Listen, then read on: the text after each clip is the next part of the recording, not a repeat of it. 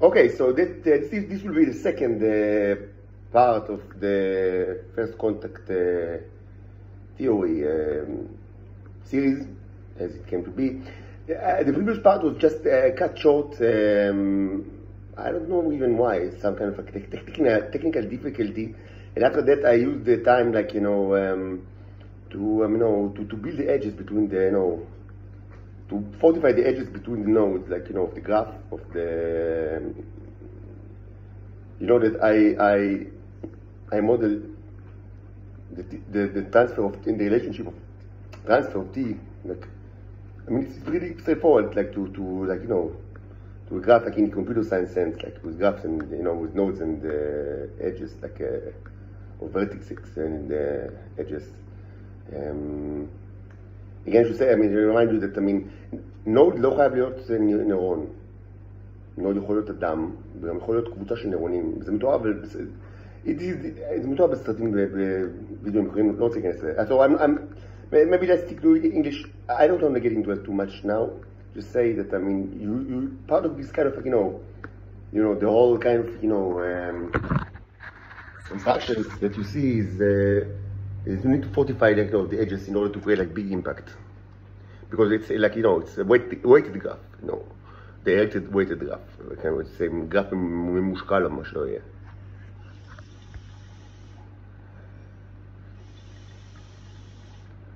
But we have quite a bit of constructions here. Of course, this main construction is the burning of the neurons, of course, with all sorts of stuff that are created, in this Kerubian kitchen, and we have the trained bacteria. Like the static one, I would say, that one here, this one, and we have the ones that is energized with DC transformer. We have the burned neurons, like the dead neurons, like underneath the skulls that you see here, these ones. Of course, that these they signify destruction. When you see portraits, of certain, women that are, surrounded by a blue rectangle, which is like the zombified. This is like meaning to this is like the anti-zombified. It basically means remove certain bacteria from certain women, but it's let's not get to it too much. It's not the topic of this video, but just to say that sometimes you want to get rid of an effect, so you use this kind of like wound neuro from clay that is like very handy in many such occasions. I have like 4 other, neurons, like devices, so sometimes I look, the other devices, that's why it seems like they look at the wrong direction, because actually it makes more kind of a sense. So where were we? Let's continue. And it will be probably a multi-part series. It already is, and just continue and stop. Wherever we want, and then continue.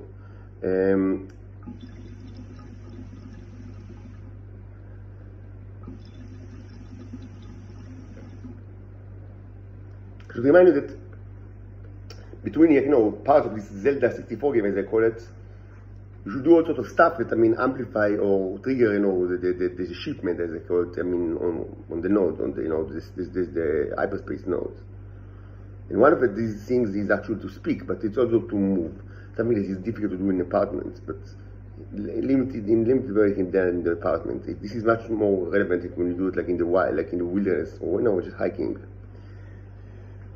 So where were we? So that part, was kind of like, we finished like with saying that it actually makes sense that once the civilization reached like, the situation of like they have the faster than light travel, like they discovered the FTL engine, it will, other civilization will know about it. Maybe not the way that you see it in Star Trek, which is kind of like by leaving like, kind of like, like a mark, like the travel itself leaves a mark, and then, other species like identify the mark. Maybe it just, it makes more sense that it just, they have sensors that, the scrutinize like, the planet, so they know what's going on. Why should they be surprised? This is the key aspect, and we'll get to it in a moment, like the surprise thing. Like, surprise, we have a faster than light travel. Vulcans are, and so, okay, so,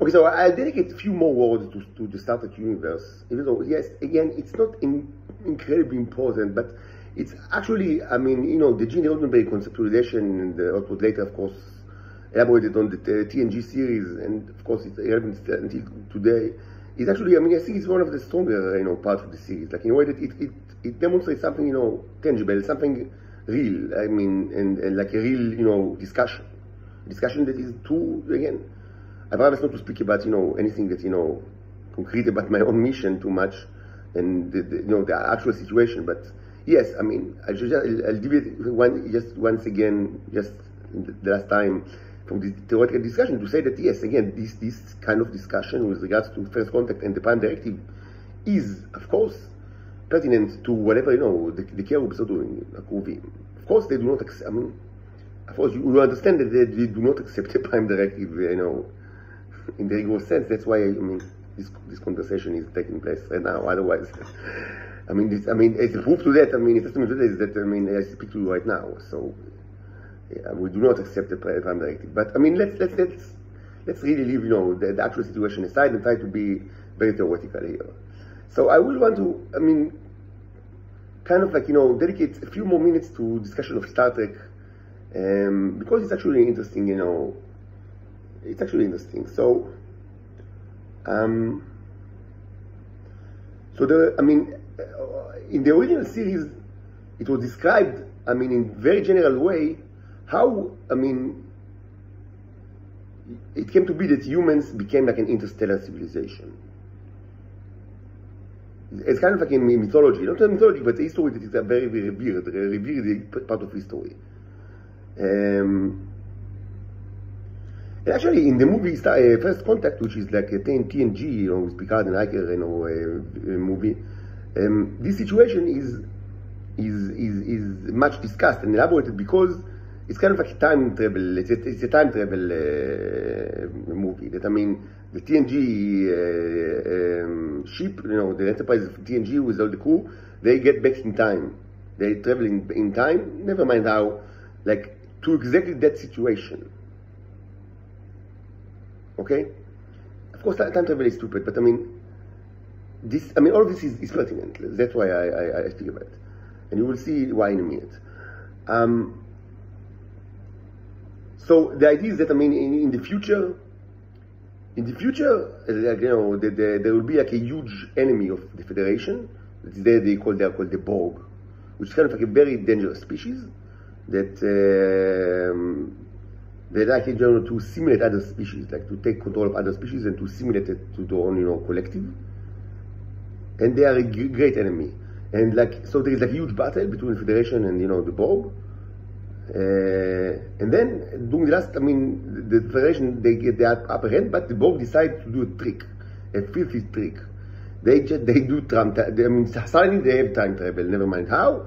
So they decided, I mean, that they travel in time, not with the whole ship. Their ships are huge, but with kind of like, a remnant of one of their ships to go back in time to a critical moment in the history of humanity, in order to prevent, to nullify this moment, like, so it won't happen. This is something that happens a lot in, time travel narratives. So they get back in time to the past, which is the future. I mean, from the viewer perspective, but it's the distant past from their perspective, because they live in the 24th century. And in order to prevent this prevention, the Star Trek, the Enterprise team, like the TNG, I mean, they can also do it somehow. So they also get back in time to the same time, like, to the same place and time, to prevent the Borg from preventing the moment from happening, so it will actually happen. Okay, although, I mean, this is actually, it's commonplace, like, in the time travel narratives. Pretty stupid, but I mean, it's interesting. So what is that moment? So now this moment is the first contact of humans with a species that is called the Vulcans. Vulcans are, they're the Spock guys, with pointed ears. So the idea that is already mentioned, in the the original series in the 60s, is that in the future of humanity there was a huge war, like World War III or something like that decimated much of humanity. And I mean, and the remnant, I mean, they were so scared that they didn't even know what's going on. Like, I mean, because but they keep fighting because, I mean, they couldn't like stop. Like, but it was like a tremendous war, and there was a scientist that called this thing Zafram Cochrane or something like that. That he was a missile scientist, like a expert on missiles, like specifically missiles, you know, like for mass destruction, you know, weapons, missiles that are very popular in wars, especially this kind of a war. But he actually he has like his own time, because I mean everything is collapsing all around him. So he's got like some kind of a freedom, like to explore his own, like, you know, ideas. It's like von Braun, like, you know, to some extent, like, you know, very von Braun, but in the future, like futuristic version of von Braun. So he studied, like, you know, his own missile technology that is used for mass destruction, but he kind of like he manages like to hack it, like, you know, it's his own invention, but as a side project, like, to a war effort. He manages, I think he's American or something like that, maybe I'm probably American. Anyway, as a side project, he manages to circumvent, you know, the technology, and to actually create the first FTL, you know, engine, faster than light engine.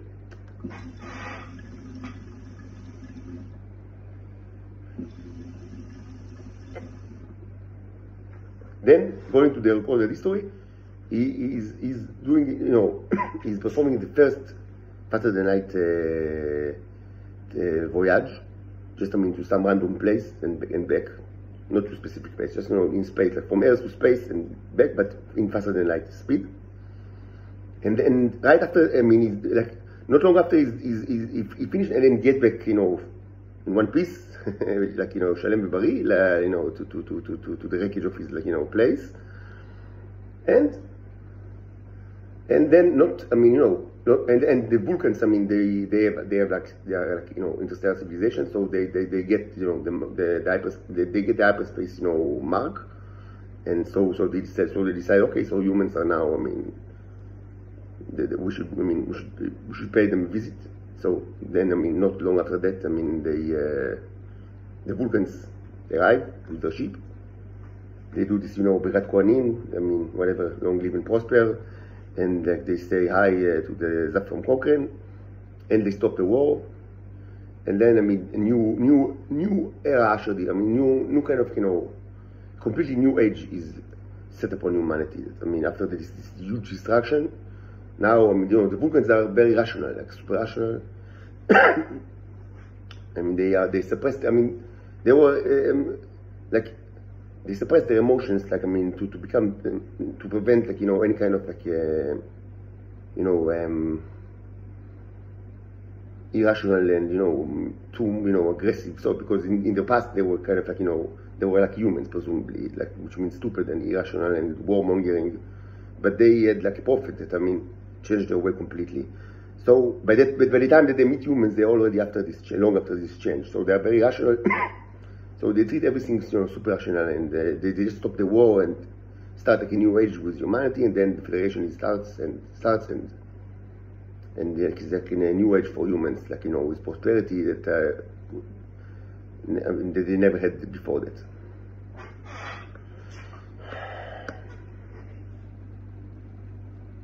So all of that is quite interesting, actually. It's quite interesting.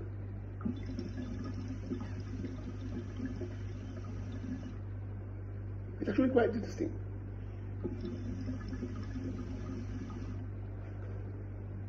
You know, there is like a very new, like a very recent Star Trek show that I haven't seen. It didn't get that good, like, you know, reviews. It's like an animated series of Star Trek. It's not the first animated series. It's like a new animated series. It's called Lower Decks. Like, it's presumably it describes, like, you know, the lower stuff, like, in the Enterprise. For some reason, people saw that it's interesting. Just, I mean, I remember just, I mean, I didn't watch even one episode, but I've watched the reviews. So one of the first episodes, I mean, what happens is that the crew, they set to go to help, like for in like a humanitarian mission, to help like a planet that is just, I mean, that is probably with the species that just discovered the fastest light rebel. So they just discovered it, so now, I mean, the Federation is... This is done, this takes place in the, in the future, like, I mean, in the far future of what we just described, like when the Federation already exists with humans.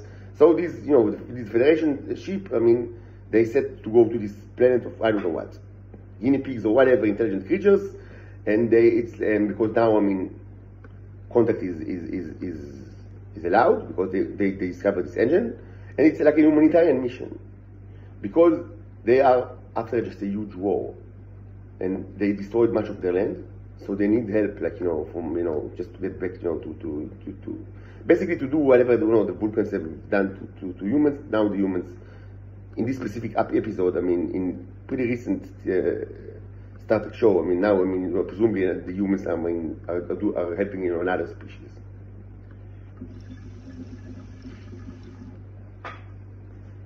But when you think about it, like, I mean, the Vulcans are asses. Like, I mean, they're really, I mean, they're assholes. Like, I mean, really, like, they're really assholes. Real assholes. I should say that, I mean, the Vulcans are super assholes. I mean, it's not the only place, like, where they demonstrate the fact that they are assholes. It's kind of like, they do it a lot. But, I mean, this is like, major assholery. Because, is that a word, assholery? Because, first of all, you should say that yes, I mean, the situation that is described both in the, in the human first contact, fictional history of Star Trek, and also this episode that is kind of new. I mean, I just thought to show that, I mean, this kind of a trope that goes from the 60s to our days. I mean, it's still like a trope. So it makes sense that it's going to be like that. Like, I mean, the faster than light engine is a huge weapon. It's a huge weapon. It allows, like, unbelievable, attack for, new kind of like attack capacity.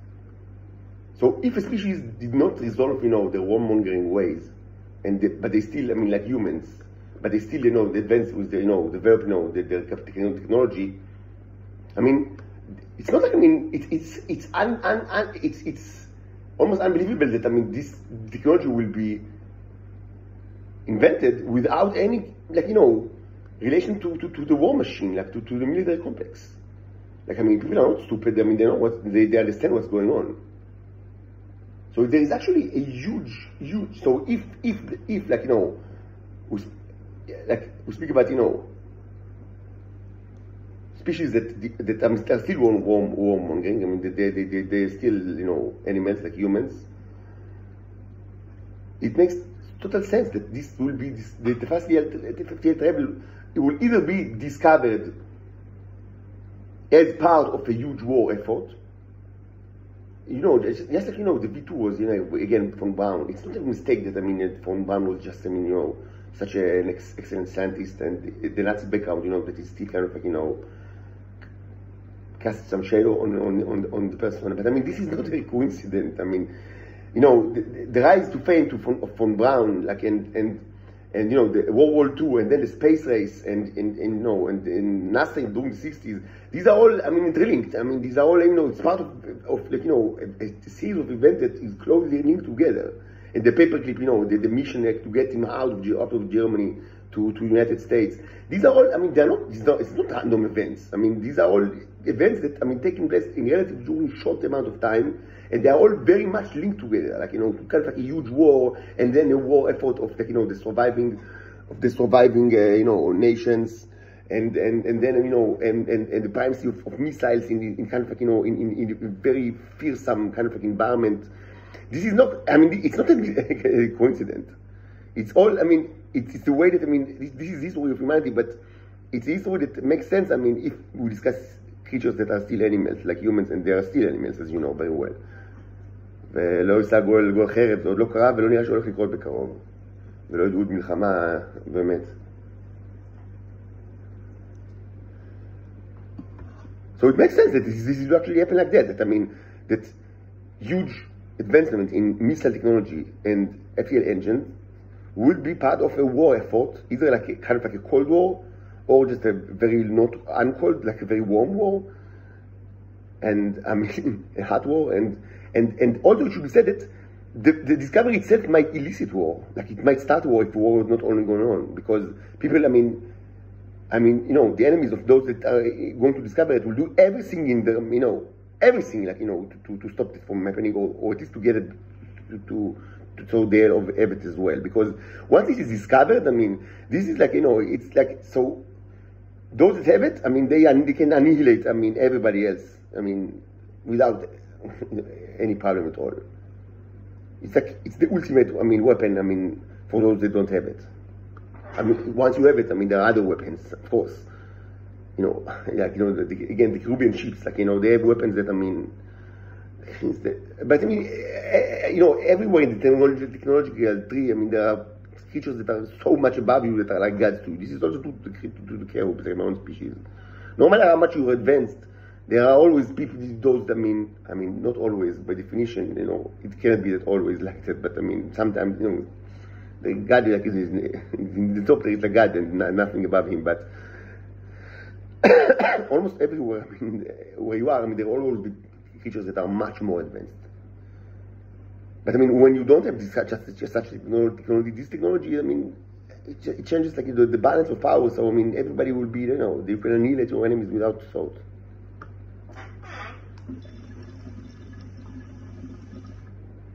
So there is actually great, if we discuss species that are warmongering and they have the tendencies to wage wars, and they unlike the bullpups, they did not fix, find a way to fix this kind of like natural, aggression that is ingrained in them.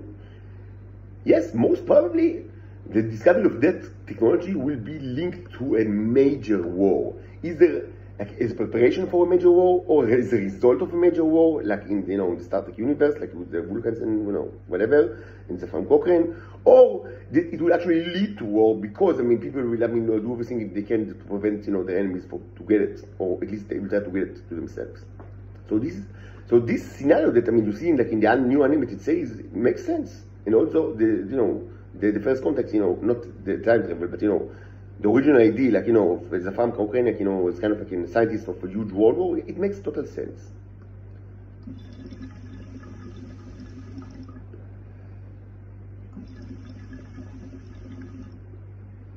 But just because of that, it makes total sense. So there is a question, if it makes such good sense, can't the other species that are looking, because other species, in that scenarios, the other species are not, they know about you. That's why, they need the prime directive. So they will not contact those that, did not discover the FTL travel. So they know that they exist in the territory of their empire. It's like a space empire. So it's got, it can contain tremendous amount of, planets that, or even solar systems that are part of your area, like, חלק מהנדל"ן שלך, אבל זה לא רלוונטי, בגלל הפריים דירקטיב, אתה לא מדבר איתם, אתה בכלל לא מתגלה אליהם. והם לא יודעים כלום, כי הסנסורים שלהם לא מסוגלים בכלל לקלוט שום דבר. כי הם חברה של מטומטמים שמחפשים דייסון ספיר וכל מיני קשקושים כאלה אחרים. בעבר דיברתי על דייסון ספיר, איזה דבר מטומטם זה? טוב, let's leave it aside. This will be discussed in other videos.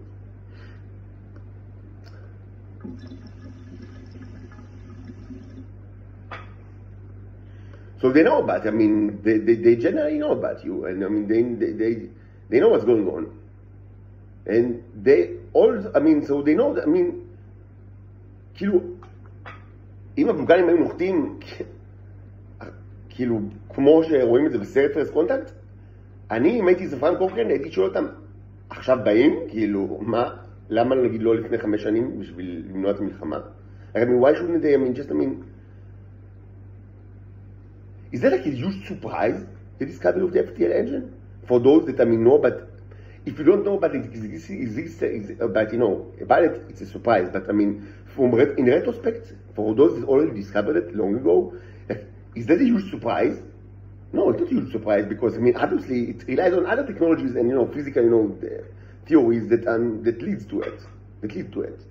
So you can predict that this is going to be developed very, very soon in a given society. So why not just, reveal yourself, not when this is actually, when, should it must be done, this kind of, long live and prosper, this kind of self-pious, stupidity, just, when you, when somebody actually, took the flight, like, why is it so important? If you are very close to the discovery of the FTL engine, maybe, it's good enough for these kind of, God-like Vulcans, rational assholes to reveal themselves, and then maybe prevent the war. Isn't it, like, more ethical to prevent the war than to come later and, to be the saviors of humanity, like, on top of all the wounds? Especially when these wounds are totally predictable, and, so why is it necessary at all? Why is it necessary? And there is always the chance that the war will annihilate, the species, or at least set it, back in time, like, very, to tremendous, to kind of, very past, the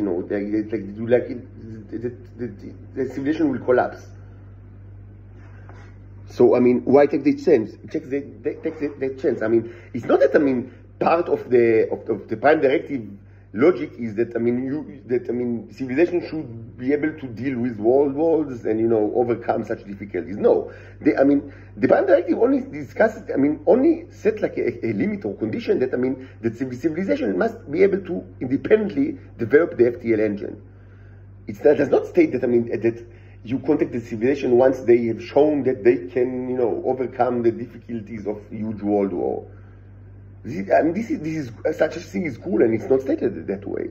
So if what you care about is like the technological level, so maybe you can just, relax your conditions a little bit. So let's, they've gone all the way from, basically monkeys that with, stones and sticks. They've done all the way to the FTL engine. So maybe, we don't really need to go until the FTL engine. Maybe you can contact them, you as a superior species, like the Vulcans, maybe you can contact them like a little bit before that. Because they've done like 99% of the way, so it's clear that, they can easily do the last percent. And this 1%, if you kind of expect it for them, you might, with huge kind of probability, prevent a huge war, and even prevent their own destruction. So, and since you did not set it like as a condition that, they should deal with such a thing, that is not how the prime directive is maintained, not at all. It's kind of like, a way to test, the ability of a species to overcome world wars. Theoretically, you could set such a limitation, but it's not the way that it's portrayed in any kind of, capacity. The prime directive discusses faster than light travel. It's kind of like a technological barrier. So, if you're close to that, like 5 years from that, maybe this is the correct time to reveal yourself and, just be the savior before, the huge consequences of a world war.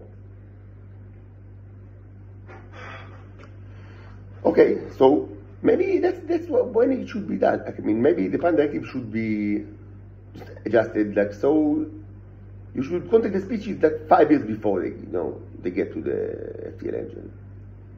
Yeah, but maybe 5 years is not enough, because maybe they're already fighting, it's kind of like a long-term war. So maybe 20 years before that. They've done all the way from the monkeys, like 100,000 years of evolution or whatever, and 20,000 years of typical, of culture. So maybe just, let's be safe. Instead of 5 years, maybe 10 years. Because 10 years before, you can also, predict that they're going to get the FTL engine. Or maybe 100 years, because this can be predicted 100 years before, actually. Or maybe 5,000 years. Or maybe 10,000 years. Maybe the correct time to reveal yourself to an inferior species is actually, yes, it's related to the technology of FTL engine, but not exactly when it's discovered. Maybe the correct time is 10,000 years before it's actually discovered, when you can predict that in 10,000 years, these monkeys, even though they are, they are disgusting as shit, and and they like to, and they sacrifice babies, and they just rape each other all the time. You still, you see the potential that, you say to yourself, yes, in 10,000 years, these noisy mouse and tongue movers, they have a very good chance of discovering the FTL engine. So maybe that's the time, like, to reveal yourself. 10,000 years before the FTL engine is predicted to be discovered. So okay, so we'll get back to this question, but I mean we have already, I mean, I think that by now what we have is kind of like a framework of discussion, and specifically we have 3 questions. First, whether first contact should be done at all. Like maybe it's inherently bad, or is it good, is it bad? I mean, you should discuss it. I mean, we kind of like glossed over like the rationale like of the prime directive, so we need to kind of like to inspect it a little more. Even though it intuitively makes sense, like that you don't want to disrupt, cultures, but we need to speak about it some more. So the first question is like whether you should do it at all, like such things. Second is when, if, in case you said yes, that I mean, first, that there should be like a protocol of first contact, a protocol that of course, I mean, deals, I mean, it's like, it's kind of like, a protocol for the upper, for the upper species, not for the lower species, because they have the power and they have, the outlook to see what's going on and what's going to be, the probable, cause of event for the inferior cultures. So there is a question of if you decided yes, this kind of thing should be like regular, be a regular thing, like that are regulated by by the governing authority. So there's a question of when should it be done. Indeed, like when the FTL, I mean, the discussion of the FTL engine is kind of like it's kind of like the maximum point in time that this should be done, like if you want to do it in a procedural way, because if you don't do it then, so they just they are going to just roam all around the place and do stupid things, like start to hunt other creatures. If they are kind of like creatures, like humans, it's, again, kept an aggressive way and up to and including the moment and later than the moment of the invention of the FTL travel, then yes, this moment, for safety, if not for anything else, at least for safety reasons, yes, it is advisable that this is like the upper limit of the latest time that that it should be like procedural to meet with them when they discover the engine, because otherwise they will just roam the galaxy like in the jungle and do stupid stuff, kill people, like eat people, like they move the mouse and tongue endlessly, drink blood, do whatever humans are doing. This is unadvisable. So yes, this is kind of like the latest time to actually do it is the time that is proposed by Gene Roddenberry, like the FTL, the discovery of the FTL. But maybe it's too late, maybe 5 years before that, maybe 10 years, maybe 10,000 years before that. So there is the second question of, if you do it, when should you do it? And there is the third question of, how should you do it? Because, again, how you see it in Star Trek, that, you just, the Vulcans just land their ship and do the long live and prosper, it's kind of like naive. Like, why should they do it, especially, should they meet, especially the scientists that, is it that important, like, that's just to meet with the scientists? Maybe the scientist is, is kind of like a super nerd and uncommunicative and, just, maybe it's like an autistic prick, I don't know, it can be all sorts of stuff. אולי הוא ג'ינג'י, יכול כל מיני בעיות נוראיות עם המדען. למה דווקא שהמדען שעושה את הטיל הזה, או שטס בטיל הזה, הוא בן אדם לפגוש אותו, ולא נשיא ארצות הברית? So, and who said, landing ships is the best course of action? So we will discuss this as well, like how can it be done? What are the ways that this could be done? And we will mention, and then we will mention, Childhood's End, and which is very relevant, and also like a novel of Arthur C. Clarke, and also there was also a TV show. I didn't watch it, but there was like a TV show based on the novel, and also his master voice and the Left Hand of Darkness. So I'll stop now and upload this video and probably record the third part very soon.